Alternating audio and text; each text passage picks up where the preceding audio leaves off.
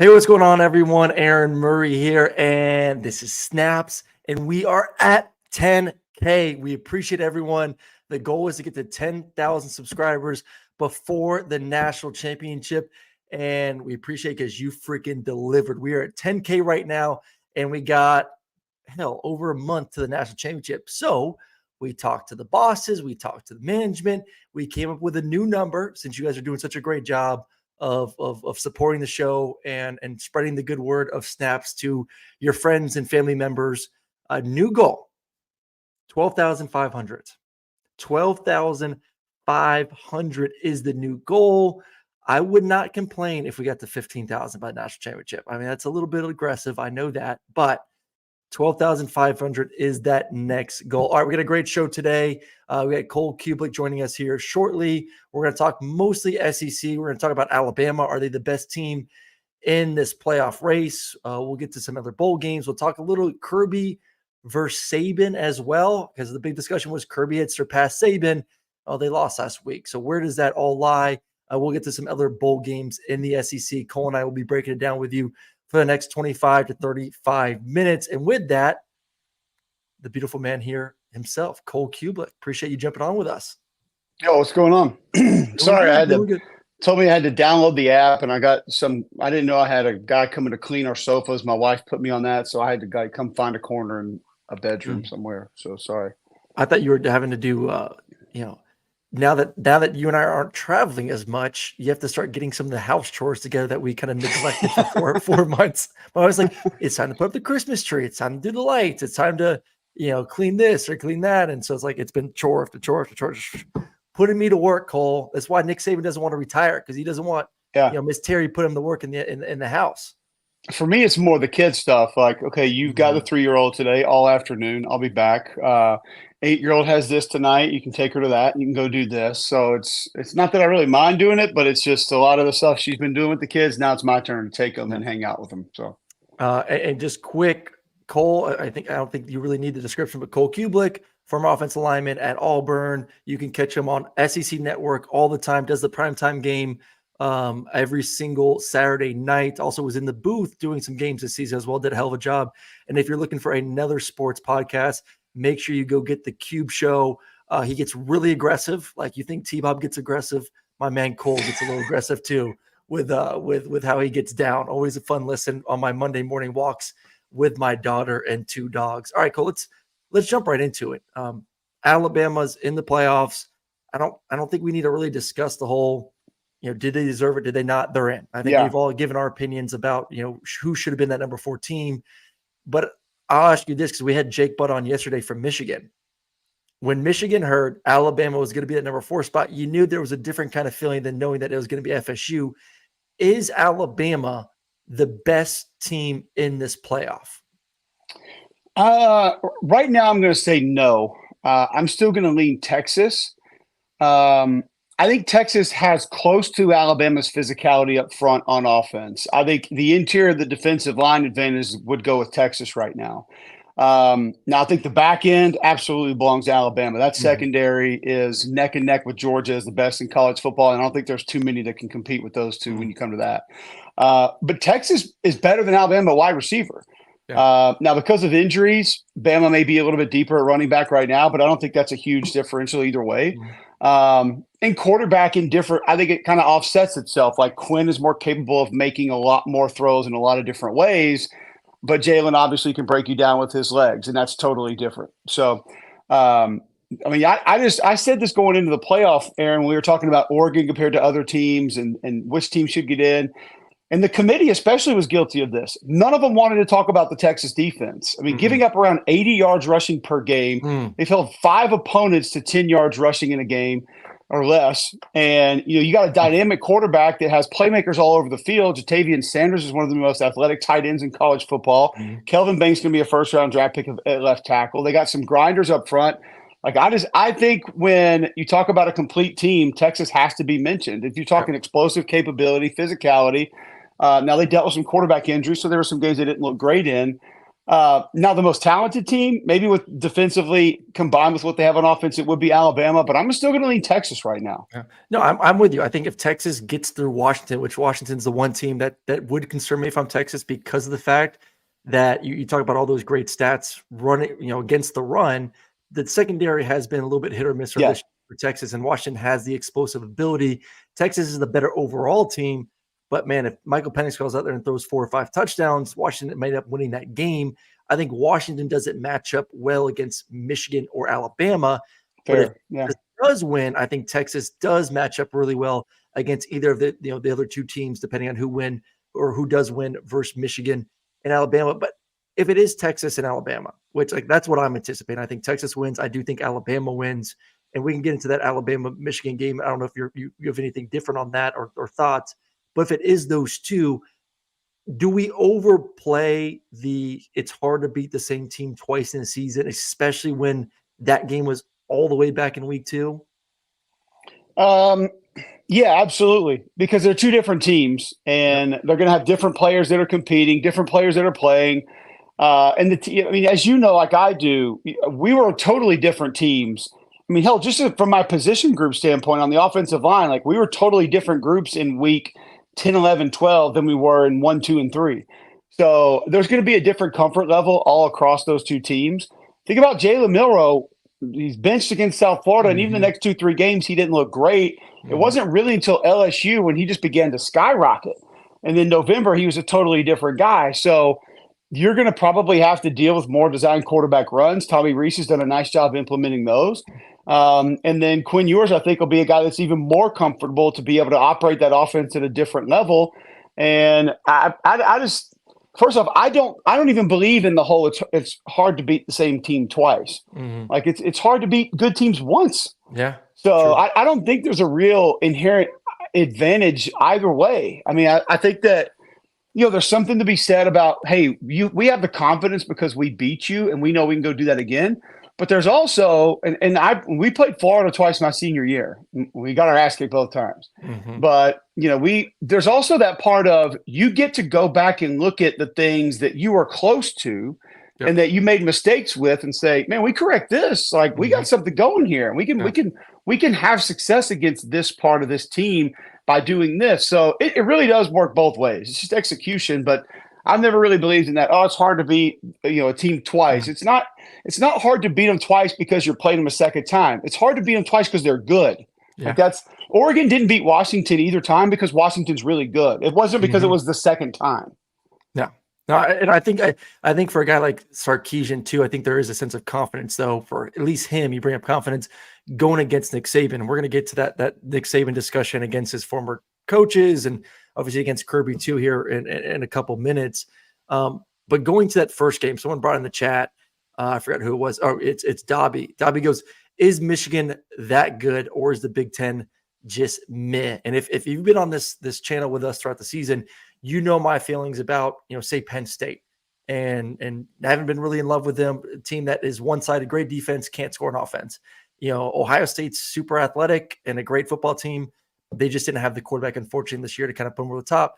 The rest of the league is significantly down from the top tier. So when you look at Michigan and you look at, kind of their schedule, how they got to where they are now, and I'm not going to use the word limping into the playoffs because it's hard to say a team's limping when they're 13-0, but not really playing their best ball or kind of what we thought they would be playing this time of the year. What is your view on that game and Michigan?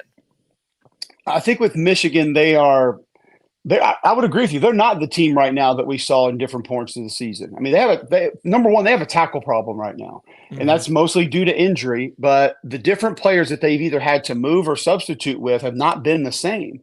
And you lose your best offensive lineman against Ohio State. That group has not been the same down the stretch. There were points in time, week 3, week 5, when I was watching that offensive line thinking, damn, they look better than the last two. In certain areas. Like this, if they grow the way the other two did, they might end up being the best of the 3 that we've seen, and they're not that now. They're just not. The running backs are obviously dynamic. I don't know if they're as good at tight end as they've been in the previous 2 years, maybe collectively. And I think J.J. McCarthy has all the ability. It's just it's kind of, you go back to 2018 to 2019 and people say how Joe Burrow just got so much better. He got so much better. It's like, well, he didn't really just get better. He just had different opportunities. Mm-hmm. He was provided with opportunities to do things. And I think the thing with JJ is he's not provided a whole lot of opportunities to really showcase what he can do. So there's a part of his game that we don't even really know exactly what he's capable of.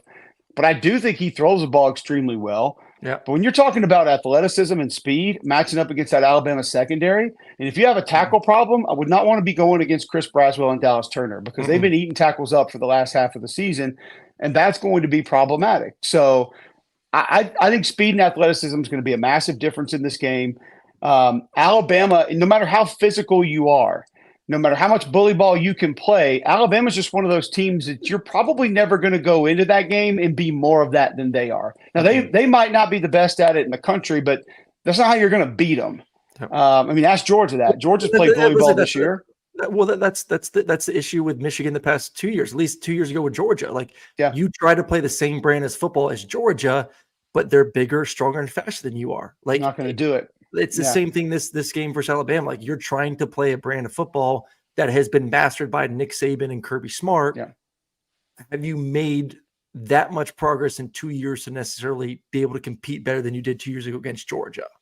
Like, that's no, my I don't. worry. Yeah, and I don't think so. And even though they don't have a Jonathan Allen or a Quinnen Williams, guys that are getting that kind of hype and notoriety, Justin Eboigbe's had a really good year. Tim Smith has had a good year. Tim Keenan's really come on in the second half of the season for Alabama on the inside of that defense. And I would say if you go back and watch 32 for Alabama's defense diagnose things before the snap. Like, that kid is beginning to get to that level of previous Alabama inside linebackers that just they know what's going to happen before it happens. I don't see Michigan really being able to move the ball. Can they cause some problems when they're on defense? I think probably, just because that physicality, like I said, is going to be close. And I don't know if Alabama can just push them around. They're going to have to do other things, and they're not as dynamic at wide receiver. So Tommy Rees will have to be creative to continue to move it on offense, but defensively is where I think Alabama has a massive edge in that game. Yeah, you're talking about two of the best defenses in the country, two offenses that are limited with some of the playmakers on the outside, but I still trust Alabama's secondary to be even more of a nuisance to Michigan than I do Michigan's defense. At least slow down, Jalen being able to create a few explosive plays. And you and I, we do our show every Tuesday on SiriusXM on the SEC channel. And someone brought this up in the chat, just the difference of Alabama to Texas from week 2. It is the turnovers. Like, if Jalen isn't turning the football over, this defense and this team is good enough, and they've proven they can win close games. Like, I trust him now more than I did beginning of the season to understand I'll take a sack or two. We'll punt the football. As long as I don't make the critical mistake, which he did versus Texas, Alabama's probably going to win that game. The rematch versus Texas, we'll see. But at least this game, as long as you don't allow Michigan to score points on defense, to me, I think they're the better football team. I think they end up winning the entire thing. All right, we're going to move on to a new topic. But first, let's hear from our partners at DraftKings. Can you believe that we're this deep in the NFL season? Well, check it out. We got to make every second count. And with the DraftKings Sportsbook app, you can make the most out of every game day. You can bet on your favorite teams for a shot at winning big bucks. And right now, new customers can score $150 instantly in bonus bets for betting just $5 on any NFL matchup. That's right. Any NFL matchup right now, $5, you get $150 instantly in bonus bets. You want to bet your hometown team, you want to bet away team, it's all there for you. And remember, if you're returning customers, always great game day deals and boosts and offers going down on the DraftKings app. And you can always do your multi-game or same-game parlay. So get in on the action with the DraftKings Sportsbook, an official sports betting partner of the NFL. You download the app now. Use the code TBOB. Okay, if you're a new customer, TBOB, new customers, $150 instantly in bonus bets for betting just $5 on the NFL. Only on DraftKings Sportsbook with code TBOB. The crown is yours. I cannot wait to just continue to let T-Bob know that we got to 10K while he's out getting drunk at Disney World. So we appreciate everyone once again for helping us get it. The goal was to get it this week while he was not here. Obviously, we love T, but it's nice to it's competition. We're siblings over here. We got to kind of throw jabs in when we can. So once again, we appreciate you guys. Like, subscribe, all that good stuff to the channel. The new goal for the national championship, 12,500. Let's make it happen. All right, Cole. Before we move on from the Alabama topic a little bit, this is somewhat on it, somewhat not.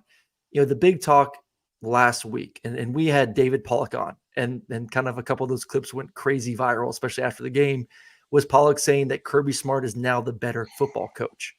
Forget the record, Kirby Smart, Nick Saban head-to-head. Kirby Smart is now the best football coach in America. He was a better football coach heading into that game. How much of a flex was it for Nick Saban? And does that discussion need to be tabled for a while because Nick, once again, won in Atlanta versus Kirby Smart? I think so. And I think, too, when you look at what he's done this year, let's keep in mind he had to replace his quarterback. He had a guy coming in that they weren't really sure what the offense was going to look like because of what he was capable or not capable of taking over at quarterback. He had a new offensive coordinator, a new defensive coordinator, and a lot of star power that left for the NFL, just like he has each and every year. And one of the things that really bothered him, I had him earlier in the year, one of their games, is how many backups they had go to the portal.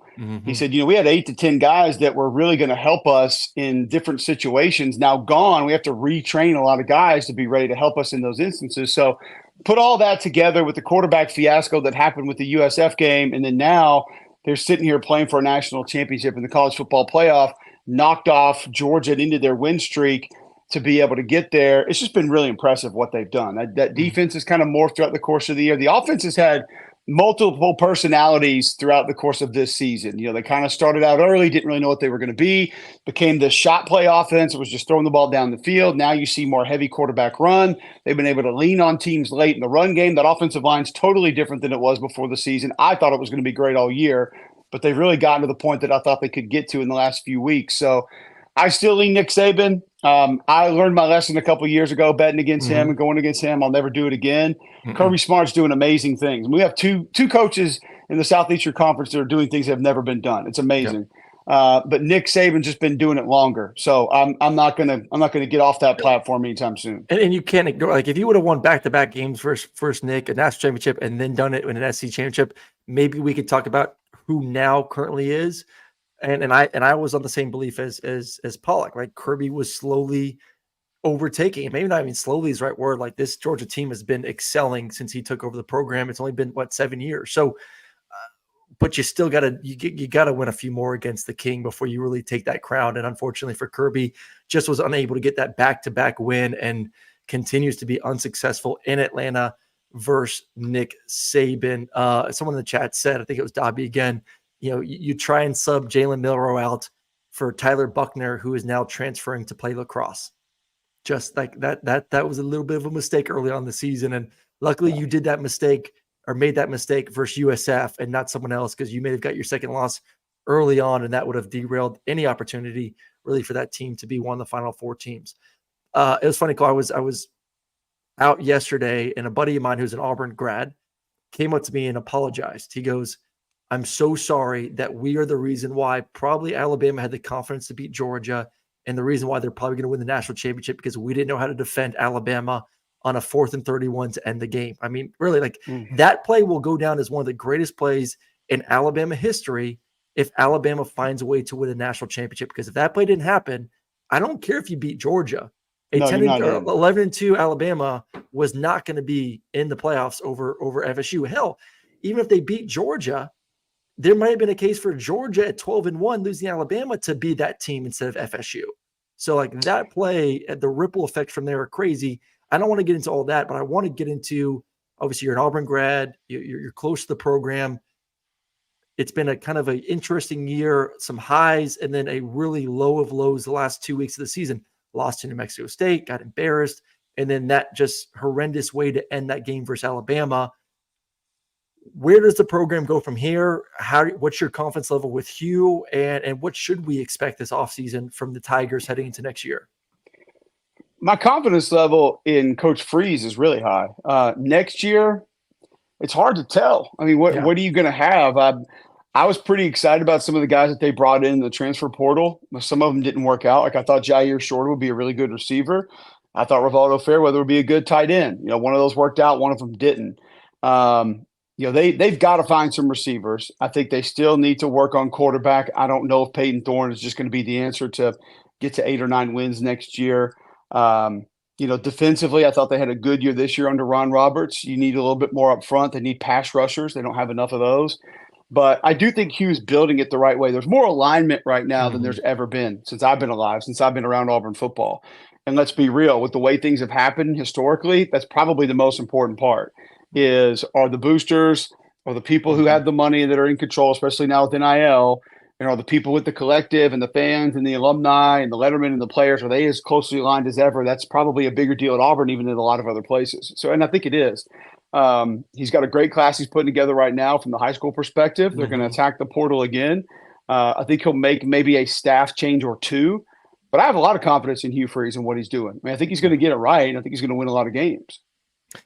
I had Auburn twice this year, and always the big discussion was obviously Hugh Freeze giving up the play calling duties to Philip Montgomery, and at times he took him back, whether that's for a quarter or two or entire game. Kind of really felt like that game versus Alabama was led by Hugh. Yeah. Is that also a decision made this offseason where you think he kind of says, like, you know what? I know it's hard to do in today's world with all these responsibilities that I have as a head coach, especially here in the SEC. But, like, I have to call plays going forward. Like, do we think he makes that full change come next season? I don't know if it'll ever be full, but I do think what's going to happen is it'll be run his way. It'll be his offense. And I think he thought that Philip Montgomery's offense with his were closely aligned, and so he could just sort of let him have it, but it would still be what Philip wanted. I think now Hugh will probably draw up the game plan, probably have a lot of the call sheets, and he might not have the play-to-play calling all the time, but it also wouldn't surprise me if he just says, I'm doing this from here on out. This is where I made my money. This is how I got here. This is who I am. I'll get people to work for me or under me to help me with all the other stuff. But by God, I'm going to call the offensive plays. That wouldn't surprise me at all. And honestly, like you said, Aaron, you and I have a pretty good idea of when it was him, and it looked a lot better and it looked a lot different. Probably what they need to do. So, I said it about Malzahn for years when he was at Auburn. Like, buddy, you're not here because you're a great head coach somewhere else, which Hugh has been a good head coach in the places, but you're here because you can call plays, and that's what's going to help your team more than anything else go win football games. So go do it. You just got to have the right people around you to be able to manage the rest of what comes with being a college head football coach today. You know what drives me crazy? Because someone just asked in the chat, like, is Auburn's only role essentially to be a nuisance to Alabama at the end of the season? I think people forget the past 2 decades, Auburn has won a national championship, been to another national championship, and then in 2004 was undefeated, but that was the crazy year where they didn't get to a national championship. So always the comparison of like, oh, A&M is equivalent to Auburn. I'm kind of like, when's the last time A&M was in a national championship? Auburn has, once again, they've been to 2, should have been to a 3rd. When people say that, I don't know how much you've heard it, but like when people do say like, oh, A&M is the equivalent of Auburn because of, essentially being in the same state as Texas and being in the same state of Alabama. What is your thought of the, I guess you can call it somewhat little brother mentality, but once again, like you've been the national championships, you've won them, you've won Heismans. Yeah, I would go back to, like you said, 2010 winning a national title, 2013 playing Florida State and being in that game late, having an opportunity to win it late in the national championship game, 2017 knocking off back-to-back number ones in a 3-week span and going to the SEC championship game. So I feel like that's a little bit more than a nuisance to Alabama and Georgia. Because before Georgia started this run, Auburn was winning a national championship and SEC championships and in that SEC championship game. So I think Auburn has a much higher ceiling than just being bothersome to Alabama and Georgia on an annual basis. Yeah, no, I agree with you on that one. Chat wants to know, do you think Thorne stays? Like, do you think Hugh sticks with Thorne? Or, there's a couple good quarterbacks right now in the portal that I would be like, all right, you go to Auburn, I see a massive upgrade. I think a lot of due diligence is going to be done on different quarterbacks in the portal. I know there's one specifically right now that they're working on. But you also have to understand that might not happen. So then you have to have a little bit of confidence, at least with what's on your roster. I wouldn't expect all the quarterbacks that are on the Auburn roster currently to be on the roster next year. But we heard a lot about what Hugh Freeze said with Holden Gariner in the spring and then late in the fall, even though he wasn't ready to play right away. But then still Peyton Thorne, maybe not from a passing perspective, but he did get a better grasp of that offense as the season progressed. I thought from a read perspective, he really had a good feel for what he was doing and how he was operating it late. But if he's going to pass and be the same kind of passer that we saw this year, that Auburn can't win with that. They've got to find somebody that can help them through the air and consistently push the ball down the field. So, I regardless of what Hugh says about his confidence level in Peyton Thorne, I don't think anything definitive is going to be decided until we get to fall camp. And I've told you this before too. I know there's always going to be talk about quarterback, but let's not forget, Auburn fans, like, you haven't had elite receiving play in years. Like, even go back to Bo Nix. Like, I thought Bo Nix's last year at Auburn, Bo Nix was playing great. He had no support. He had no help. Like, Auburn needs to bring in, like, a quarterback, especially in this era. T-Bob and I talk about all the time. Like, you look at the really good offenses. Yeah, there's great quarterback play, but there's also first-round talent at the receiving position. Yeah. And Auburn doesn't even have draftable guys right now at the receiving position. Maybe Fairweather at tight end, but like true receivers that can win consistently. And I've talked to Hugh about this too. I know you have. Like, that's his biggest issue right now, I think, more than quarterback. He's like, I don't have – my best receivers are like 5'9". He's like, I need that 6'1", 6'2" guy that can run, make plays down the field. And that has been, to me, one of the biggest glaring weaknesses from this Auburn team for the past few years. Jonathan Bernstein in the chat, T-Bob, Aaron, Cole, and McElroy are on the Mount Rushmore of college football. Just want to let you know, all four of us yesterday made the top 100 from – now I want to say Boomer Schumer. Why am I screwing Big up? Game Boomer. Big Game Boomer. Top personalities. Cole coming in at a fresh number 3. Cole? Let's go. Number 3. I mean, listen, if Boomer knows lists, that's all I know. I mean, Boomer knows lists. I moved from like 48 to 28, so I'm in the top 30. Appreciate everyone on Snaps helping that. T-Bob finally got in there, which I think is more of like a little joke between him and Big Game Boomer, honestly, but he's in there. And Greg, I believe, is somewhere in there as well. So, appreciate you for putting us on that list. Big Game Boomer. All right, let's transition real quick to some bowl games. Big SEC versus almost Big Ten, AFC, NFC type feels with the way these two conferences are going to be built over the next year or two. Georgia, Florida State. Florida State just found out that one of their star receivers is not going to be playing. We may hear a bunch of this for all these bowl games going forward, but do you think Georgia cares, Cole? Like, is this a two teams pissed off and like not want to be there, or is there something to take away from this one? I think it's going to be really interesting to see the care factor, I guess you'll say, with this particular bowl game, because emotionally there has to be so much letdown that you're going to have to get over. You're going to have to overcome for two totally different reasons. And I think Georgia's a better football team, and that's not without Jordan Travis. That's you put them take both at their best point of this past season. Mm-hmm. I think Georgia is the better team. Now, Braden Fisk and Jared Verse and those guys, Patrick up front, they can get after you. Florida State's defensive line can be disruptive and be problematic. Those receivers, like you mentioned, can be dynamic, even though it looks like now Johnny Wilson not going to play. But either way, I still think Georgia's a better football team. And I think the only thing that would hold some Georgia guys out may be injuries, like the guys who were playing in an SEC championship game, McConkey, Bowers, who were 75, 85%, whatever it was. Maybe it's just smarter for them to not go. I don't even really think it would be because they don't want to play or they don't want to be around the team. It's just, hey, this is really the smarter move for me moving forward. But the weird part about it, Aaron, is we've almost gotten to this point now where it's this badge of honor for these kids to not play in the bowl game. Like, oh, look, I'm important, so I get to sit out of the bowl game. I don't have to play. And it's just like, you're going to be drafted in the 7th round, man. Like, just go play in the game. Like, help your teammates out. Bryce Young, Will Anderson, man. I had that game last year on ESPN radio. Like, that is the best example. The first overall pick, Heisman Trophy winner, and the 3rd overall pick played in their game. Why? Because they love their teammates. They love their university. And you only get to play college football for so long. Actually, a lot longer nowadays than most, but still, it's still a short amount of time of being able to enjoy this part of your life. No, and you don't get to do it much, and it's just there's so much work that goes into it comparative to the amount of snaps that you get, no pun intended, in actual game time that's out there. So even if you have a successful NFL career, man, like I just don't think it gets any better than being a college football player at a big-time school. So enjoy it while you got it, because it's going to go away fast, and you're going to be like I am with 3 kids looking back saying, man, I'd give about anything just have one more game. Just go hang out with my guys one more time and go try to trade paint with somebody for 4 more quarters. And I think both these teams have something to prove. but there feels like there will be less potential sit-outs from the Georgia side of things. Yep, I agree. And therefore, I think Georgia wins this game. Yeah, which is crazy for how talented Georgia is. Like, it's still a younger team, and there's a lot of guys that still have the potential. Like, I think, to me, only one really comes to mind. Like, I think Brock probably sits out, not because Brock is the mindset of a Bryce. Like, if Brock's healthy, I think he would be like, hell yeah, I'm playing. You know, doubt. But like, I think Kirby even might sit him down like, Brock, like, we appreciate everything you've done. You've been a warrior all year when you Aaron didn't set out a bowl game. Stop it. Don't even ask that question. Did I set out a bowl game? I tore my ACL. I couldn't play. No, he was just asking. I'm like, no, he would have never set out a bowl game. No. So like Brock would play. Like, I want to make sure fans are like, Brock is the personality that's you have to literally tell his ass you ain't playing for him not to play.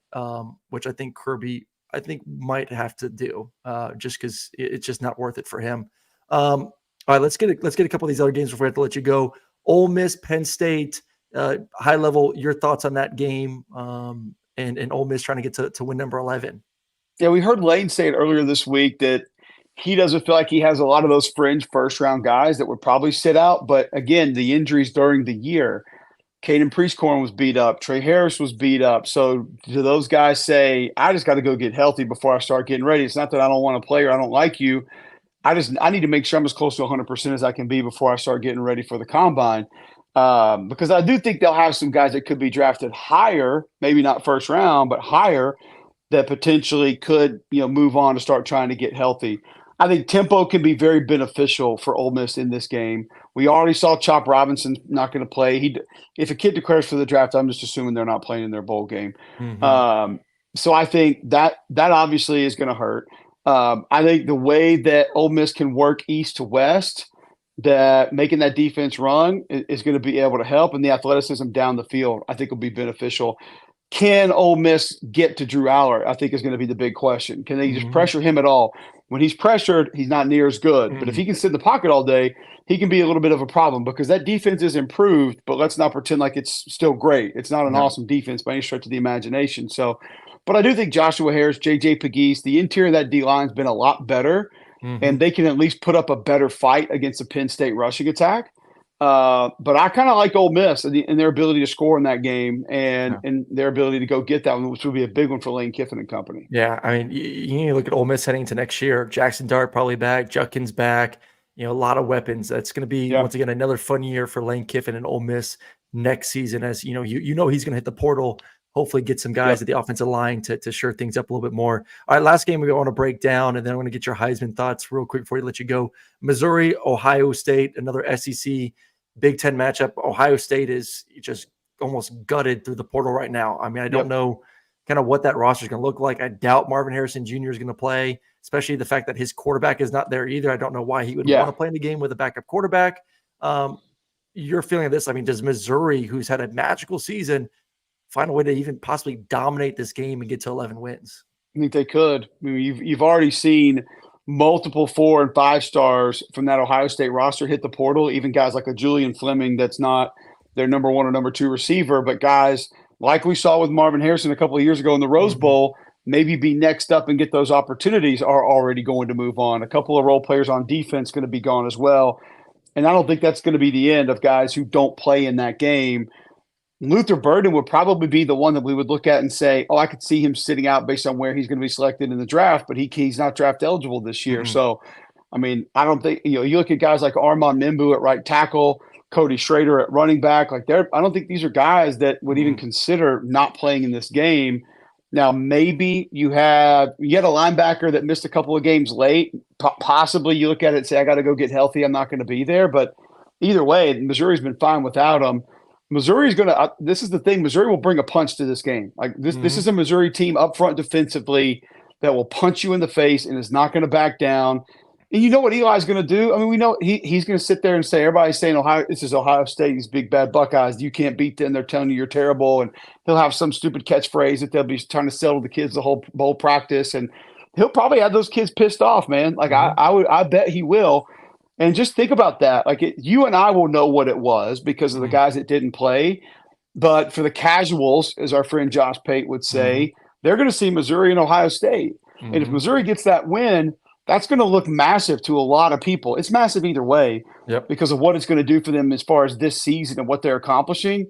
But they run the stretch play better than anybody in college football right now. And that includes App State, UCLA, Baylor, any of them. Like Cody Schrader and that O-line run it better than anybody. They're getting great reps from Van Fleet, the freshman tight end. As long as Brady Cook doesn't throw a couple of picks and doesn't panic, I think Missouri will be fine in that game based on who's not going to play for Ohio State. Yeah, like to beat Ohio State for them, because you can say like, hey, we've played, besides Alabama, we've played Georgia better than anyone else in the country the past 2 seasons. We've been the most competitive against Georgia, besides obviously Alabama. Besides Alabama, you throw that in. Besides Alabama, we've been the most competitive. Almost beat them in our house. Very competitive in Athens this year. And then guess what? We just beat Ohio State. We have 11 wins. Like that is massive for Eli Drinkwitz to go out there and continue to own the state of Missouri, continue to keep that state kind of locked up. Those 5 stars that he's been able to commit over the past few years from Missouri. I appreciate the super chat from James. Nick losing to Jim would be disastrous for the SEC. Man, it's gonna be interesting because you look at, next year with Oregon and Washington and USC and UCLA, like it's somewhat disastrous, but you also have Texas coming in. So, I think both leagues will be really impressive to look at starting next year. So it's once again, like I always say, it's going to be AFC versus NFC. We are getting to a point where it's going to be 2 mega conferences battling back and forth. All right, Cole, before we let you go, any doubt in your mind that Jaden Daniels doesn't win the Heisman this weekend? Oh, absolutely. Because I know who votes for this award. So that definitely brings in doubt as to whether or not he'll win it. Should he win it? No, there's no doubt in my mind. He has been the most outstanding player in college football this year, and that's really not debatable. Go look at the yards per attempt. Go look at the rushing yards. I mean, the kid's, I think, 4th in the nation in yards per carry right now, and the 2 or 3 players above him all have like 50 and 60 carries, and he's got like 135. He led the nation in yards per carry rushing the ball the majority of the season. So, I mean, he has been absolutely outstanding. If you want to talk about the losses, that's fine. Go look at his numbers in the losses because they didn't lose because of him. That's for sure. I think what that trophy says on the bottom of it, most outstanding player, that's exactly what he's been. If you want to talk about explosive plays, if you want to talk about successful offense, running an offense, generating offense, whatever that is, accuracy down the field, big runs, big throws, like he has been the most outstanding. And once again, we talked earlier about Nick and Kirby doing things nobody's ever done. I mean, Jaden Daniels is doing things a couple of players nationally and in the SEC have never done, which is just insane to think about. So he's been overly dynamic. And for me, it's an easy choice. It would be Jaden Daniels, and probably one of the reasons I don't have a vote. Me too. I don't have a vote. Maybe one day one of us will get a vote. I mean, we're our top 30 college football personalities. I mean, I don't know why we don't have a vote in everything, essentially. They ain't put me on that thing because Quentin Nelson would have been number 1 on my ballot. Notre Dame offensive lineman Quentin Williams would have been number 1 on my ballot. Trey Smith may have been number 1 on my ballot at Tennessee. They don't want those names on there. They're not giving me a vote. Well, you're like Orlovsky had Kelsey, center for Philadelphia, as his MVP a few weeks ago, I saw. So listen, hey, man, he's the only player to touch the ball on every play. Damn right. Got to give love to them big boys up front. All right. Well, that is Cole Cubelic. Join us, Cole, man. We appreciate you jumping on with us this afternoon. Absolutely. Thanks for having me, Aaron. We'll catch up soon. All right. Another great edition of Snaps tomorrow. Just kind of getting the game plan going forward. Tomorrow, we're going to bring in our boy Colin Wilson, give some early betting lines for bowl season, some lines to look out for, maybe to jump on a little bit earlier to get some, possibly some money before Christmas for some of those early bowl games. So be on the lookout for that. Once again, appreciate everyone.